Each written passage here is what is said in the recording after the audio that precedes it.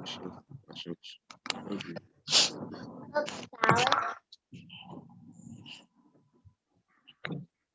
Wow, salad. Christina, please, no noise, okay? Hamburger turns to salad. Let me make sure that it's not playing when we are talking.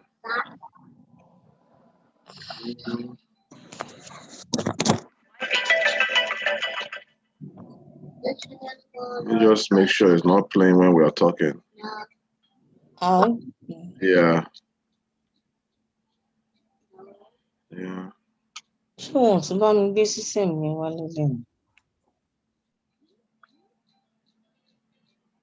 Okay. Let's see. I'll let you know. I'll let you know when we're live.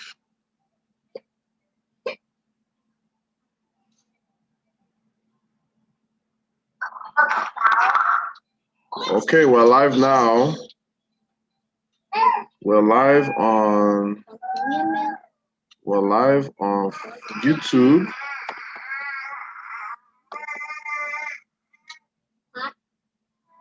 Okay, everyone. Good evening. It's great to come to you again.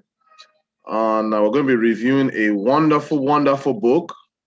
A book that has been written for some time ago, but it's always good to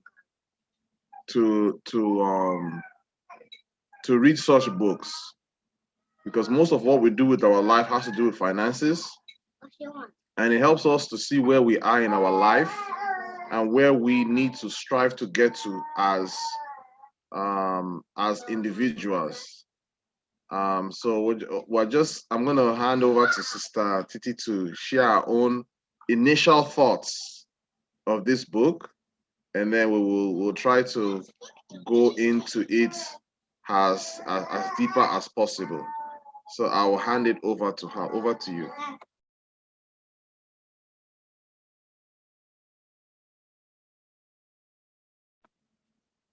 Oh, we can't hear you.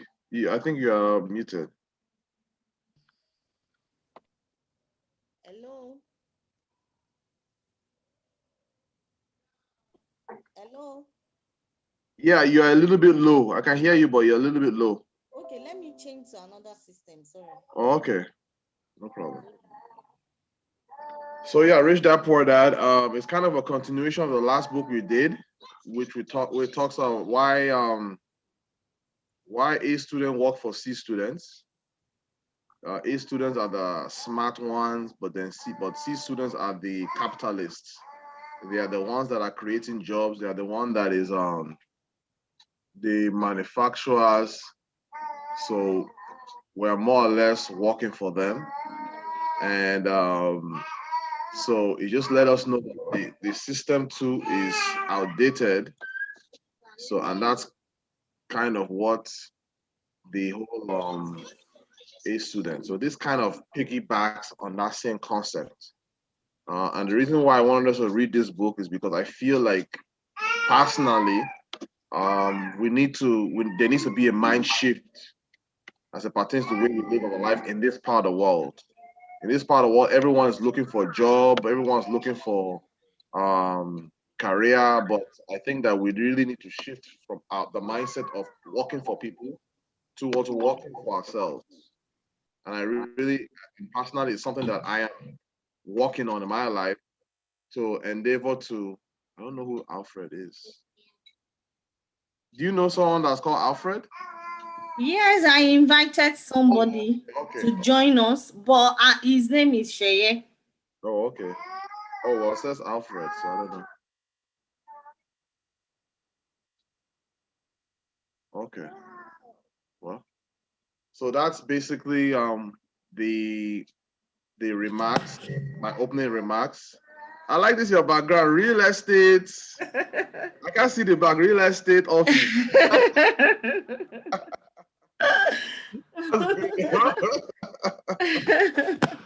So I want to hear from you. What are your opening remarks as it pertains to this book?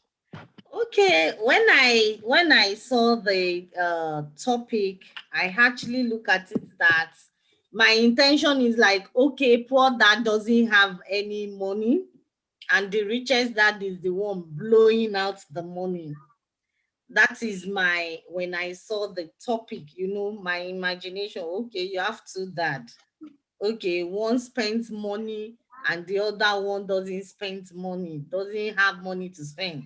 You know, that's my, I just looked at it in the Nollywood Nigeria movie, when they print the scenario. So, but going into the book, and I was able to now get the logic of what he's saying. This book actually, the guy that wrote this book was actually saying that he has two people mm,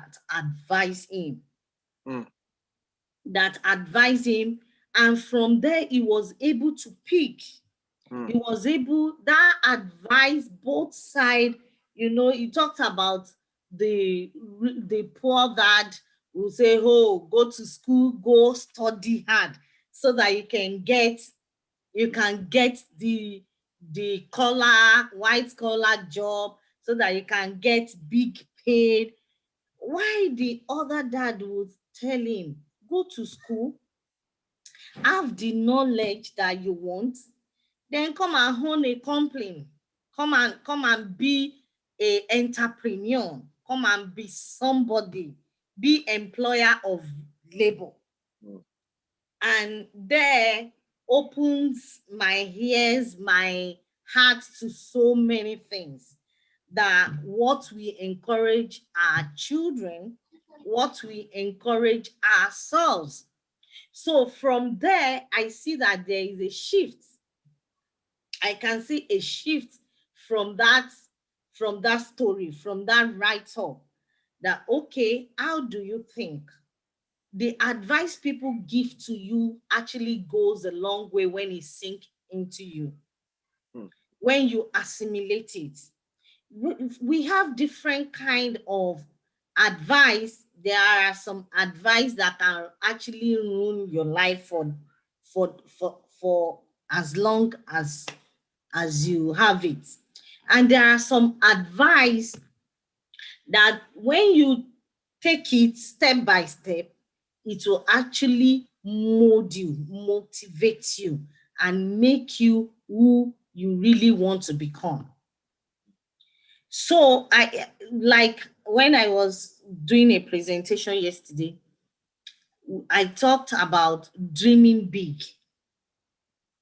And I can see some things that okay, when as a parent, when we tell our children, or when we tell our friends, or we tell ourselves, or we get advice from outside, that okay, do this, do that, and you can't sit and look at it, that okay, which one will really benefit me most. I remember our Saturday Sunday school that we used to do. They said when they give children everything that he wants, even the one that he doesn't need, you provide. You won't allow that child to think for him or herself. But when you are able to think, you get the advice, you take the good one and the bad one, as a parent, as somebody that aspired to be somebody. When you have the both good and bad, you have to sit down and analyze it. How does this thing work for me? How do I move on from here? So from this book, let me to understand that, see, do train the your child, or we should retrain everything that they've told us. We should there is some we should unlearn and relearn, and take, see what are moving, like what Bishop Mike says today in my church. We listened to our headquarter Bishop Mike Okonkwo, and he was like, See, if you have made a wrong step before, or you are doing one particular thing, and the way world is moving, things are evolving. If you have been doing your own in a very sorry part, or you don't get it right, as you see that things are begin to evolving, follow the trend to unlearn everything that you see that is not good. You are going to, okay, let's say I'm going to Canada, and I noticed that when I check my GPS, it just gave me maybe 250 miles. And as I was going, I just checked the GPS, and it's telling me now is now 300. That at that point, I know that I need to turn back, that I've not been going in the right direction. You have to go back and do the right direction that will actually take you to where you aspire to be. So even though the poor dad is saying go and learn, and that is what our parents have told us years back, go to school, you will be able to get a good job, you know, be able to be when you get a good job, you will be able to rule your world, you know. But now they are telling you that it's not even about going to school to get job now. It's about going to school, acquire the knowledge that you need, and start up. Hmm. And start something that can actually make you who you aspire to be. I'm sure at time when this is, I didn't say it's a very good example, but if Donald Trump is not a businessman, probably he will not reach. If it's just a white collar job or this, it might not go far. It might not go far. And the last time we did this topic, that we treated this topic, I mentioned somebody in Africa too, richest man in Africa, because he has a business. He was able to control resources. He was able to control even government, and that is Dangote. If you look at the Nigeria economy today, you can see that he control almost every part. And that is what we are telling ourselves that, see, God has blessed us. God has actually created, he has endowed us with what we actually need. It's just for us to get that that that thing right, to get the acquired knowledge that we need, and to run with it. Hmm. That's nice, so that it will not be I'm not the only one talking. Just to get the everything we need, and just to run with it. So to for us as an individual, anything we need to go, we should acquire it. If we need to go back to school to go and acquire, let's go. Let's go back and acquire that knowledge and run with it. If and now that we've known better, so we will know how to encourage our children, how to mentor youths, how to mentor people behind, so that they will not be a victim of. I'm sure if our parents have told us, go to school, acquire the knowledge you want, maybe most of us today we will not be looking for job, we will be employer of labor.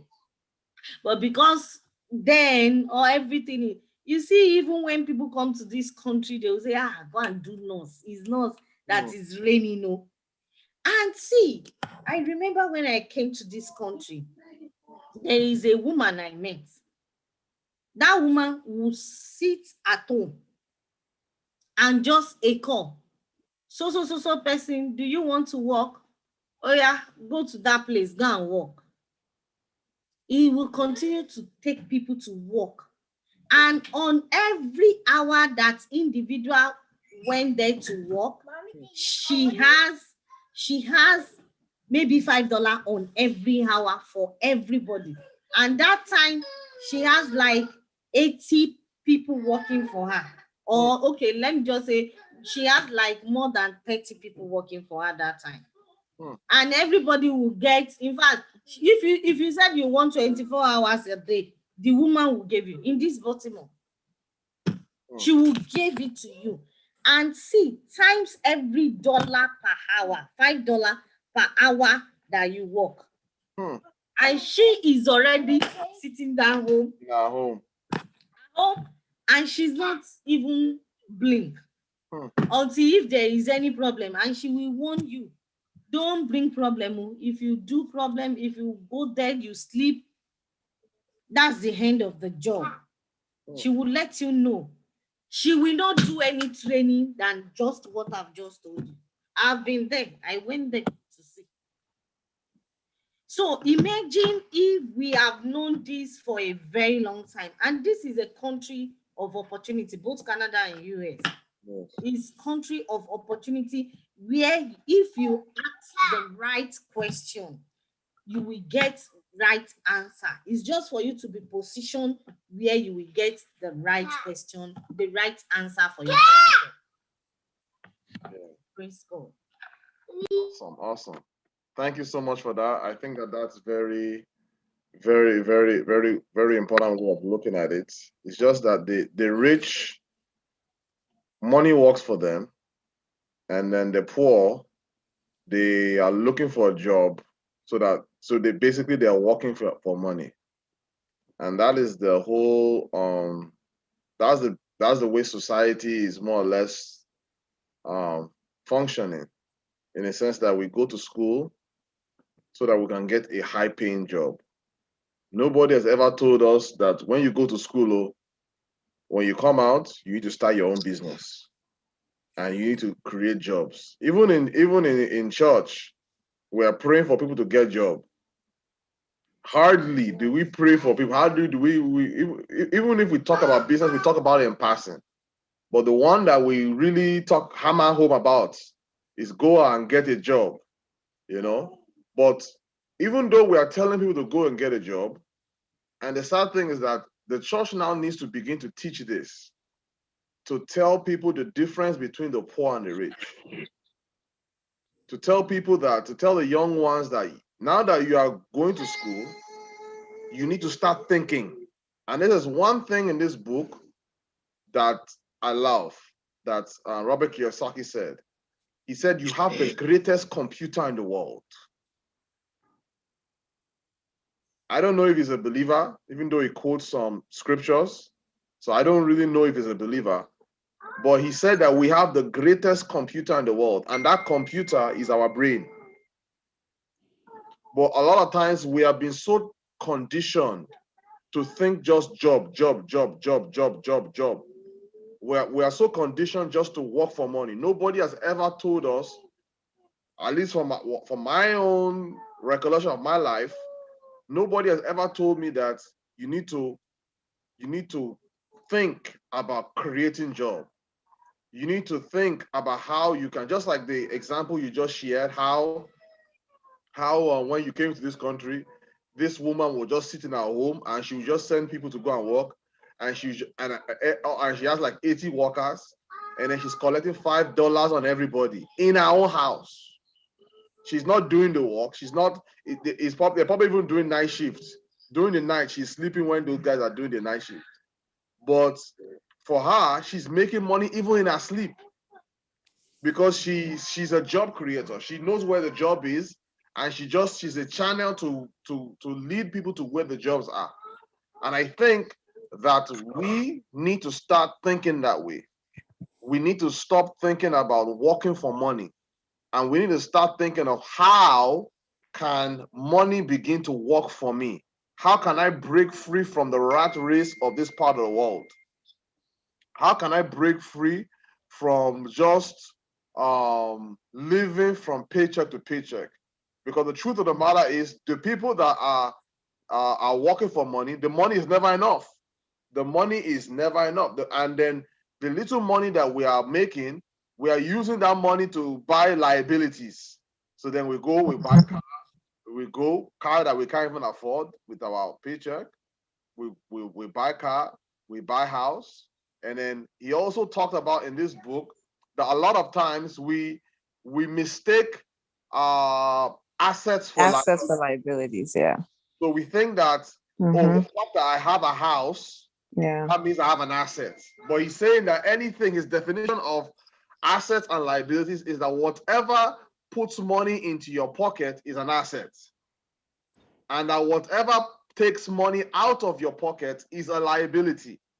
So therefore, if I have a house, and yes, I think last time we spoke about how having a house, and when you have a house, if you have your own house, you are paying your own mortgage, so you're more or less paying yourself. But then when you're renting, is you're paying someone else's mortgage.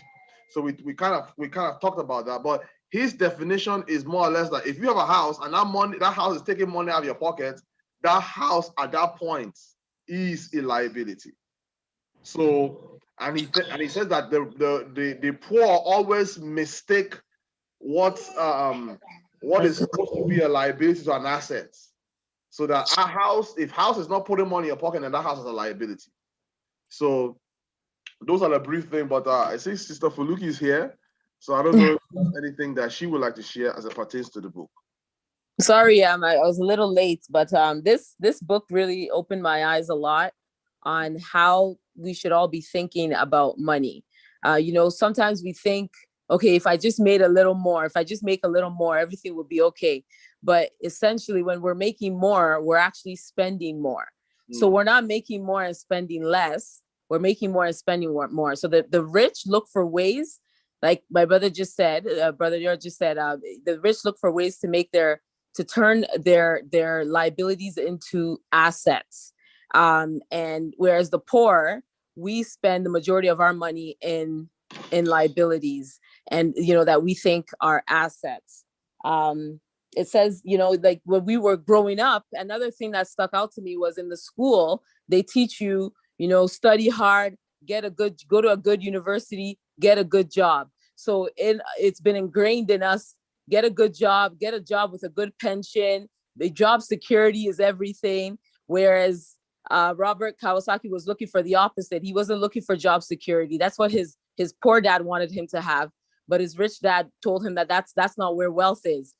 So it just opens your eyes to the fact that, people end up dying poor because they're looking for that security. But what that security actually gives you is nothing. It just gives you the bare minimum of life. So at the end of a person's life, a lot of times they can't even retire because you bought this house, you think, this house is your asset.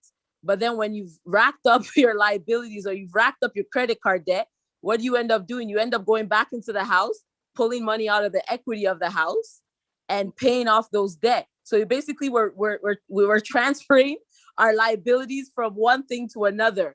And then when we pay off those credit card debts, maybe it'd be a car note, then, you get them again, you rebuild that. And then you end up going back into what you think is your asset, your house, to take the equity off to pay down on those debts. So, that cycle of just not ever coming, basically the cycle of the rat race. That's what it is. It's a cycle of the rat race. We're forced in a situation where we cannot do anything other than what we're doing. We have no freedom to do what is inside, what God has placed inside of us to do. We're forced to do the things that we're doing because we've put ourselves in a financial disadvantage where we're not free. Very, very, very, very, very true. We're not free, so we're walking. It doesn't matter how hard we work. And then our dreams just die. The dreams that are inside of us, that have been put inside of us, they just end up laying away and dying somewhere because we have to keep that job. We have to work. We're a slave to the job. Yeah, you can't take any time off, because if you take any time off, you are worried. Like for instance, during this pandemic, you are worried about, oh my gosh, how am I going to pay my bills? It's like we're so dependent on the job. Yeah. Once the job ends, it's like everything is over, and our life is more or less at the mercy of our bosses. Yes. We have not thought about, okay, how can, even though I'm in the midst of the job, we have not thought about how can money begin to work for me, which is how the rich think. The rich people don't look for jobs to get money. They look for jobs to learn. And that Mm-hmm. stop out at me that wow. So rich people, when you see them walking, it's not like they're walking because they need the money. I want the money. I want the money. No, they're walking so that they can learn, so that they can go out and duplicate that same thing in whatever business or whatever thing that they have in their whatever project they're working on. So while we look in the paper looking for money or looking for a job, the rich are might be looking for a job, but they're looking for a job as a means to educate themselves, as Yeah. a means to understand certain concepts, so that they can now add that concept into their lives. I don't know, Sister Titi wants to say something. Yes, I remember we read a book that says that we should plan. Oh, hello. Yeah, we're hearing you. We're Yeah, hearing you. I think my Okay. hello. Yes, we can hear you. You can hear me. Yes. My sister just went. Oh boy. Yeah, but we can see your real estate office. Okay. Yeah.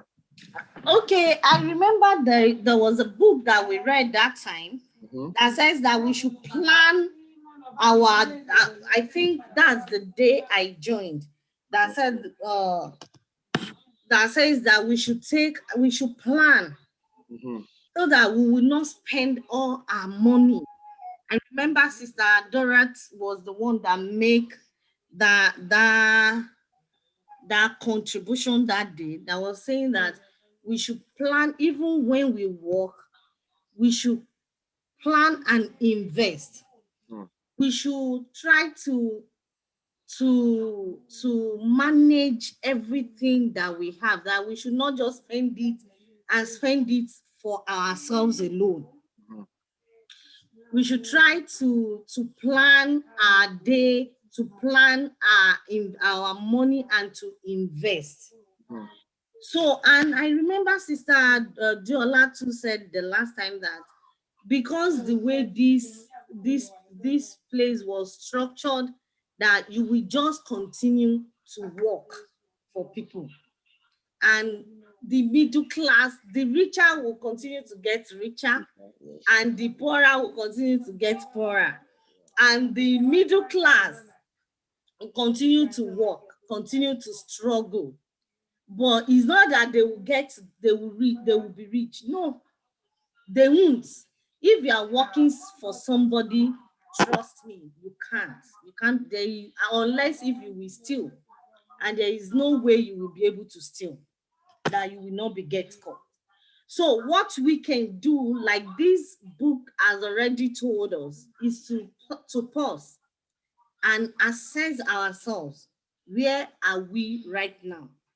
It is one thing for us to be hearing all these conversation all the every day now and then, and for us not to take a giant step. Okay, in the next 5 years, what do I see? Where do I want to be?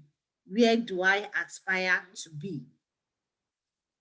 So it's one thing for us to be reading it the way we are reading it now and the way we are encourage ourselves, but we should see the big vision of it, and we should put things into plan.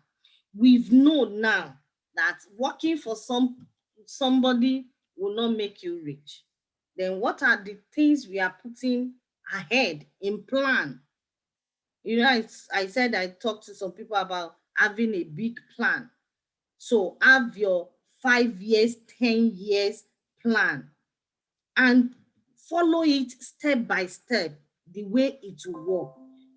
You've heard what everybody contribution, what they've said about the book, and we too, we have read it by ourselves, and we can attest to it that this is actually true, because it's part of us, is something that we have been going through, and everybody has been struggling about it. So it's just for us to just put it in place now. You can assess yourself. From assessing yourself, know where you are, give take a cautious effort to know the next thing and how to move forward from there.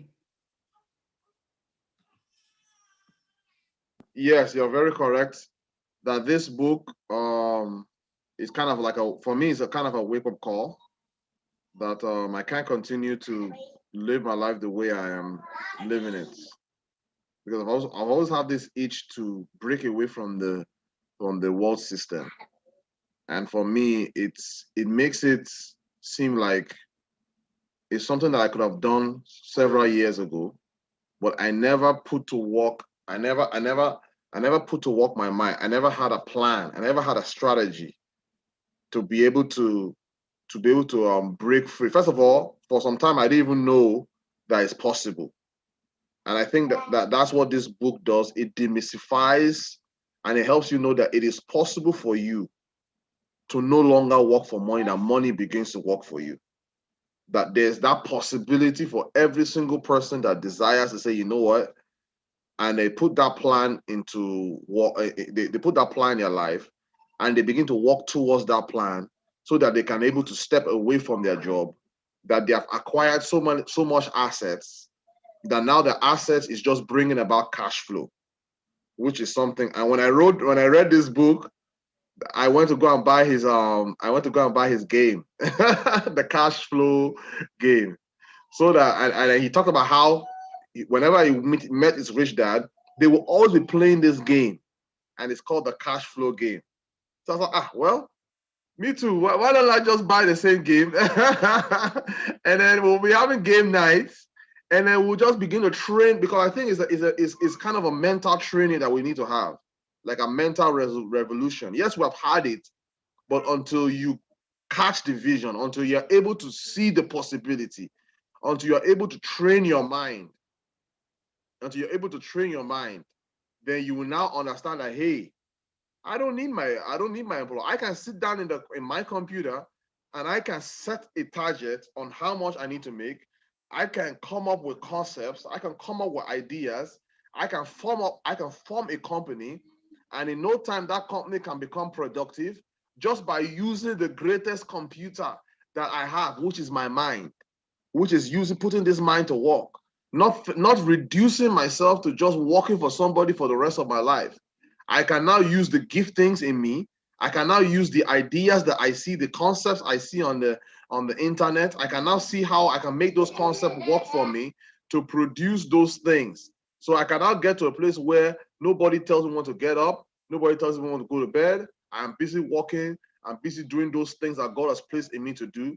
So for me, reading this book has really challenged me to the point that, okay, I need to set a time when I'm going to stop working for somebody. As he has put that concept before. I was planning to do it for a year. Okay, I'm in 1 year. My plan was before the end of this year, I will stop working, and I will start. I will just save as much money as possible, because of course you have family and responsibilities. I'll stop working, and then I will now begin to step out and begin to work for myself. And then and then I now begin to realize that, for instance, that you can begin to think all the people that are stepping out and going out and working for themselves, they don't complain about the bills are not paid. Yes, it might be rough in the beginning, but eventually they figure it out. Eventually things get sorted out. So for me, that just helped me to understand that yes, if that's what God has placed inside of you, it's important for you to plan for it. That doesn't mean that tomorrow I should just say, okay, I'm free from Gosa, I'm not working anymore. No, I should make adequate plans so that that thing can become a reality in my life as well. That you simply need to learn how to play the money game. It's those that know how to play the money game are the ones that are winning. Those that don't know anything about finances, those that don't know how money works, those that don't understand the money system of this world, those are the ones that are the poor. Those are the ones that are the middle class. But the rich know the money game and they know how to play it. They know how to, they turn their liabilities into assets, and they're just getting cash flow. So therefore, they are sitting down in one vacation spot in Malibu somewhere, and money is just coming into their account. They don't even know where it's coming from, because why? They have made plans, and money is now working for them. So whether they are awake or they are sleeping, money is working for them. So, and I believe that's the way that you and I must strive to live our life as well. Um. Uh. Even okay, you said the money game. I would like to know how to play it. I do have the game, so I would like to know how to play it. But I remember even when they play golf, we read something about millionaires mind, and in that book tell us where millionaires met. Most millionaires, you see them at the golf club, and that is where they make connection, they make the contracts. Okay, so they are paying for that club. Most of them pay. You thought, this high money, why do they need to pay for this high club before they will go there? And they will go there, they might spend few hours and left. But that is where they make connections, meet people that will give them contracts. Because that's, and in back in Africa, in Nigeria too, there is Oluyole Club.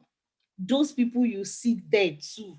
When the subscription for that club too is high, is MDs that used to go, the MDs of the bank. All these MDs, that's the people you see there. And that is where they meet. That is where they discuss business transaction, huge transactions. Actually, we know we'll get there one day. So that game, I want to know how to play it. Have the You game. are muted. You have the game. Where's that package here? Yeah, there, here it is. You're right. I just got it. So it's something that we are going to start playing. We probably have start having game nights in our home, and then we will begin to play it. So if anyone wants to learn how to play it, or if anyone knows how to play it, please, you can reach out to us, because I believe that we need a total mind reorientation. Those people that money are working for them, they don't have two heads. They don't have two heads. So it is possible for us to not work for money. It's possible for us to start a business today, and it becomes something even bigger than ourselves. And I think that we really need to get to the place where we have trained ourselves, and we have told ourselves that, hey, it is possible for me not to have to work just to earn to pay my bills. That it's possible for me that even if I'm working, I'm only working because I have a passion for it. I'm only working because I love what I do. It's not a burden to me. I can, and then you can also decide that, hey, I would like to work. Like, for instance, during this, which I believe that this pandemic is changing the way business are going to function going forward, in the sense that people are now learning that, wow, wait a minute, I don't have to go to my office. I can be in my own home, and it can be like I'm in the office. I believe that a lot of businesses are going to start grabbing that concept. So I believe that this is also another opportunity for you and I, that, hey, we can be working for a company, but why don't we be working for a company that allows you to work in your own home, where you are not told that you have to go to that place of work, where you are working from your own home, and then you instead of you paying all those crazy amount of money for childcare and all that, you can be working for your own home, give your child some things to do, especially during the summer break and all of that. So the world is changing, and we must pay attention to what is happening in the world. And to me, like, if for us, like for my family, husband and wife, both of us are working. We're working 9 to 5. why don't we have one person in the family is able to break away from the world, and he or she is at home doing his or her own business. I am working out, and then eventually she also too, or he also too, can break free. And then we're just sitting down in our houses. We are working. We're working for ourselves. We have our own businesses. We are just overseeing it. We're putting plans together. We can do that.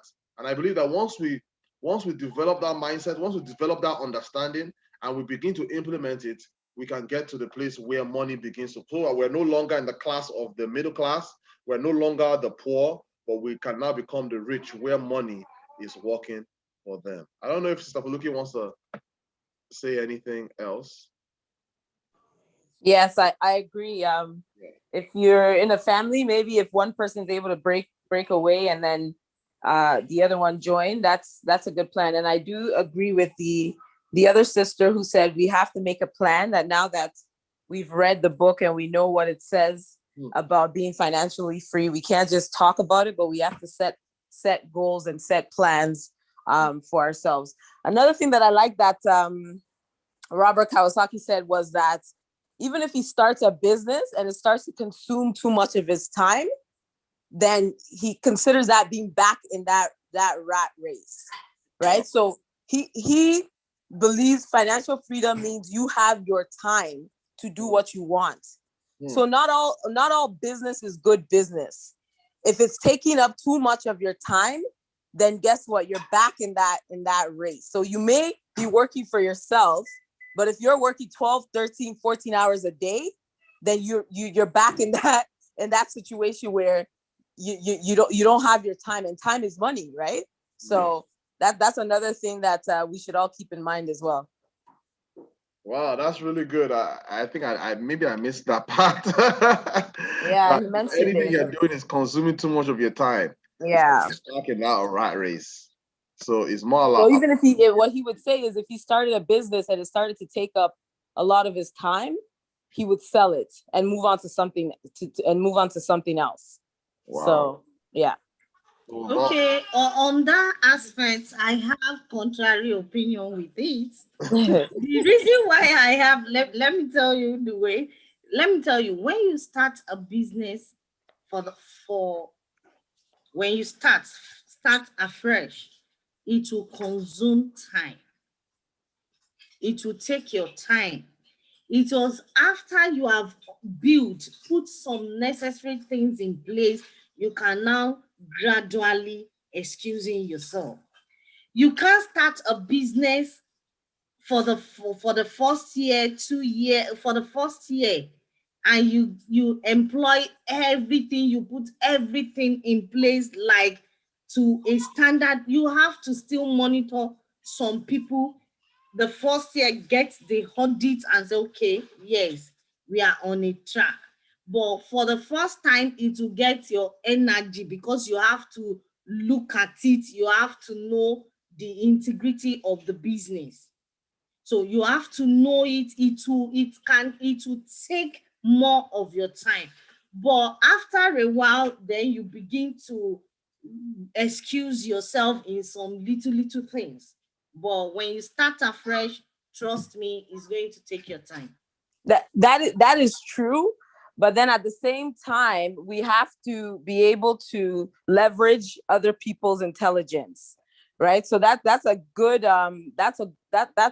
that's a good quality of a leader, is that they're able to leverage the expertise of other people. So I don't think he means that when he's starting off the business, he's investing all this time to get the business off the ground. I think he means that when the business is up and running, if he's still spending the same amount of time that he's spending to maintain the business as he did in the beginning, then that business has now taken away from, the freedom of his time to do what he wants to do.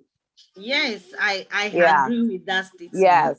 Yes. When you have started and it begins to still eats up your time, Yes. after you have settled everything, the third year, second year, third year, that is when you will now know that you will now reassess. I won't say sell it like that. Reassess, audit, check everything. Is these people that I put into the into this key position? Can they actually maintain it? Do they have what it takes? Do they have the capacity? Is there every necessary things in place and it's still eating up my time? Then you can now give it up. Yes, that's a good way of balancing it, so that you're not doing something that's just consuming your time for next 5, 10, 15 years. That you put in the necessary work in the beginning, and your expectation is that it begins to yield to you later on, where you can now maybe hand it over to those that have expertise, and you're just the overseer of what's going on. If you notice that all these billionaires, Bill Gates, all of them, after building their company, it's like they now step aside. They now resign as the CEO, and they now go on into other things. I can't remember who was the latest one that resigned. There was one person that just I resigned. think was it Bezos? Jeff Bezos? Yes, I think Yeah. it's Bezos. Yeah. They've been building a billion-dollar company, and they resigned, and they're taking their money, and they're now going to do something else. I'm sure he's probably going to be collecting royalty from what he has built. Whereas many of people that we know, when they have built something, they just want to remain there, and just begins to consume their time and consume their life. What You know, I I was listening to a podcast the other day. Yeah. Is the owner of Netflix. I don't remember his name, but he's the guy who started, he co-owns Netflix. Yeah. So what he said that made so much sense is that once the joy in the startup is gone, because some of them, that's what they crave for, is the startup, right? So once the joy in the startup, and it's a big company now, they don't even want it anymore. Wow. They now sell it for billions and then go and try. And, maybe other people bring ideas to them on new startups, or they even come up with a new startup idea, because to them, that is where the joy is in the, the watching it grow from the bottom. But once it's now grown to the point where there's really nothing they have to offer, they don't even want it anymore. Okay, everyone, we're just going to leave it there it's almost 5 o'clock. So we're going to leave it there for today. The next book we're going to be reading is called Rich Habits. Rich Habits. So I will post Rich Habits. I'll post that on the Conversion Book Club's the name and everything. I think the audio book is available on YouTube as well. So if you want to use the audio book, or if you want to get the book, so if you want to get the audio book, you can do that as well. Thank you all so much. Enjoy the rest of your Sunday, and we'll see you in 2 weeks. It's Mr. Fred. I don't know who Mr. Fred is. Mr. Fred, can you talk?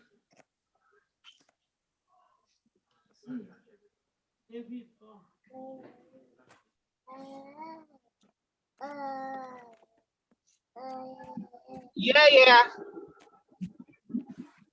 Hello. Hello. Yes. I'm really enjoying the discussion. But maybe I want to ask a question. And the question would be that if you are having a business, and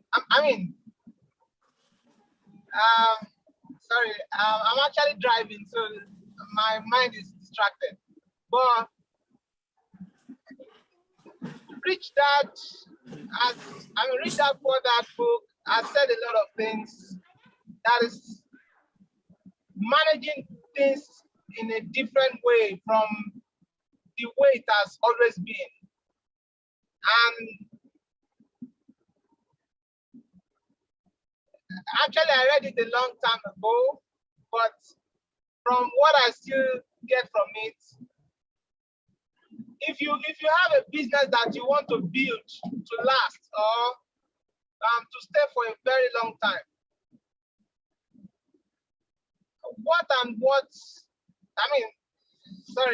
I think I need to get my thoughts together, then maybe before the end of the show, I can contribute.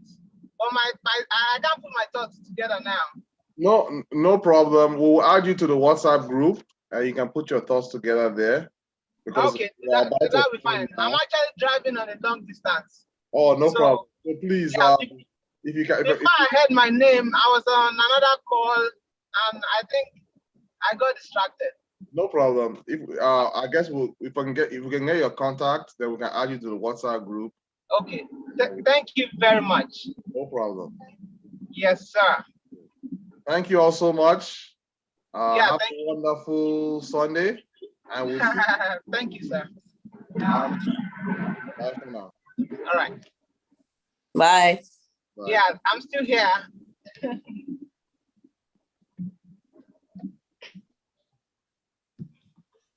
Hey, I got